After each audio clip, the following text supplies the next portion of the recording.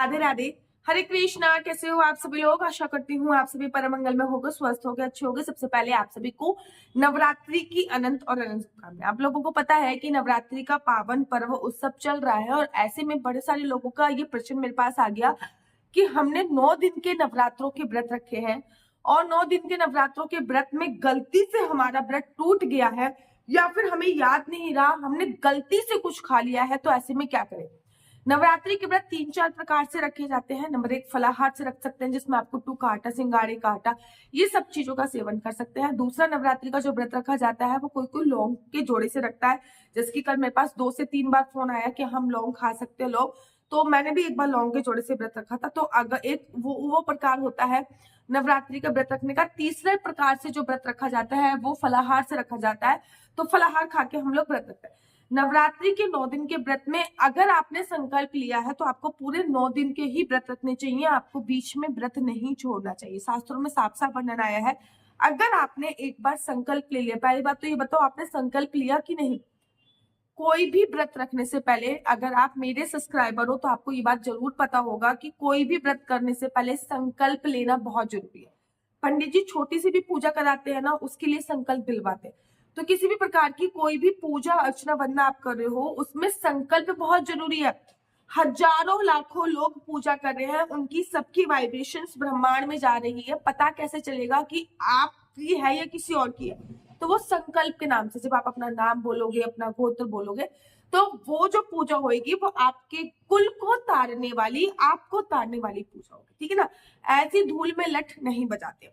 तो संकल्प लिया होगा ना आपने, तो एक बार अगर आपने संकल्प ले लिया, फिर आप व्रत बीच में नहीं छोड़ सकते। चाहे आपको बहुत ज्यादा भूख लग रही हो, चाहे कोई प्रॉब्लम हो रही हो, तो व्रत बीच में नहीं छोड़ा जाता है। अगर पीरियड्स भी आ गए हैं इस बीच में, तब भी आप व्रत को बीच में नहीं छोड़ोगे। अगर पीरियड्स आ गए हैं तो फिर आपकी जगह पूजा कोई और करेगा, आपकी जगह भोग कोई और लगाएगा। आपकी जगह जो 2 लौंग के जोड़े चढ़ाते हैं ना, एवरीडे अज्ञारी जो करी जाती है, उसमें 2 लौंग के जोड़े चढ़ाते हैं, वो लौंग के जोड़े कोई और चढ़ाएगा। लेकिन आप लोग पूजा अर्चना वंदना नहीं करोगे, लेकिन जितना ज्यादा हो सके एकदम रिलैक्स होके बैठ के मानसिक जाप करोगे। ओम नमो ओम, जय माता की, जय माता की, जय माता, या फिर जो भी आपके गुरु द्वारा दिया हुआ मंत्र हो उसका मानसिक जाप करोगे, ठीक है ना?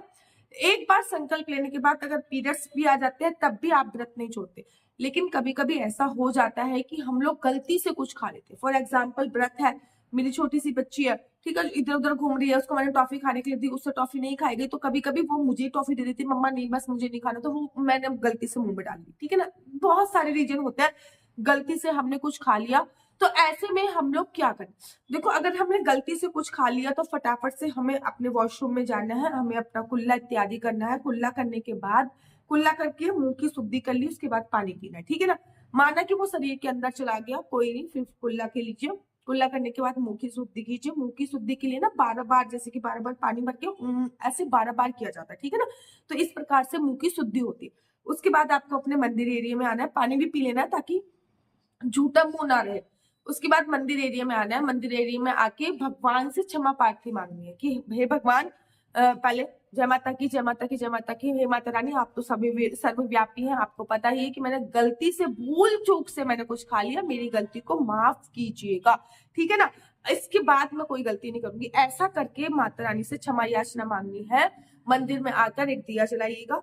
दिया जलाने के बाद जो भी, देखो मैं सिंपली, वैसे तो एक संस्कृत में मंत्र होता है, लेकिन मैं सिंपली आपको आम भाषा में क्षमा याचना का मंत्र बता रही हूँ, क्योंकि माता रानी बहुत दयालु है, वो अपने बच्चों को हमेशा माफ कर देती है।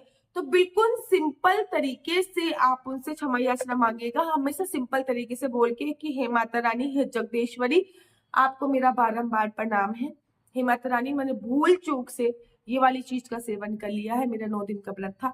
हम आपके बच्चे हैं, आप हमारी माता हो, और माता बच्चे से कभी भी रुष्ट नहीं हो सकती।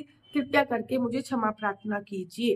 तो ऐसे करके आपके मन के अंदर के जो भाव आ रहे हैं ना, वो आपको मंदिर में जाके बोलने हैं। आपके मन के अंदर के जो भाव, अपने घर के मंदिर पे, यहाँ पे आपने चौकी लगाई हुई है, यहाँ पे आपकी अखंड जोत जल रही है, यहाँ पे आपके जो प्रज्वलित हो रहे हैं, तो वहां पर आपको ये बात बोलनी है। थोड़ी देर मंदिर एरिया में रहिएगा, जोत जलाइएगा, उसके बाद आइएगा, आप देखोगे आपको खुद को बड़ा रिलैक्स फील होगा।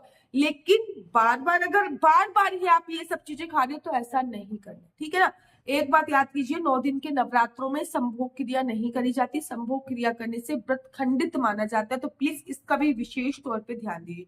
मेरा नंबर आपको नहीं। राधे हरे कृष्णा। से बड़े सारे लोग बोलते हैं दीदी ओरिजिनल तुलसी माला कहाँ मिलेगी? भाई यहीं पे मिलने वाली ओरिजिनल तुलसी माला मैं आप लोगों के लिए भिजवाऊंगी। एक ओरिजिनल तुलसी माला, एक नहीं बल्कि दो ओरिजिनल तुलसी माला, बिल्कुल 100% असली तुलसी माला होगी, इसकी गारंटी मेरी है। साथ ही साथ आपके लड्डू गोपाल के लिए एक छोटी सी तुलसी माला होगी।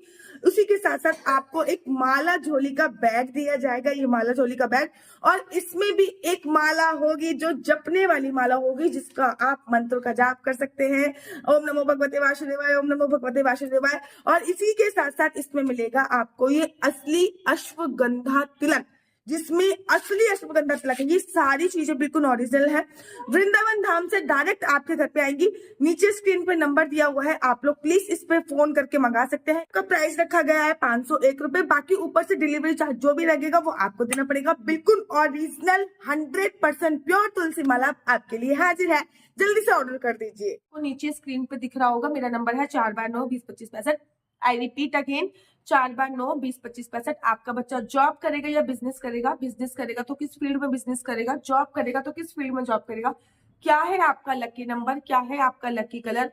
कुंडली के अनुसार आप जान सकते हैं कि आपकी कुंडली में विदेश जाने का योग है, सरकारी नौकरी का योग है, क्या संतान प्राप्ति का योग कब है, और ये भी जान सकते हैं कि आपकी कुंडली के अनुसार आपको विवाह का योग कब बन रहा है, मकान का योग कब बन रहा है। ये सभी जानकारी, आपका काम चलते चलते रुक गया, सब चीजें आपने कर करके आप थक चुके हो, तो एक बार अपना नेम चेंज अवश्य कराइए।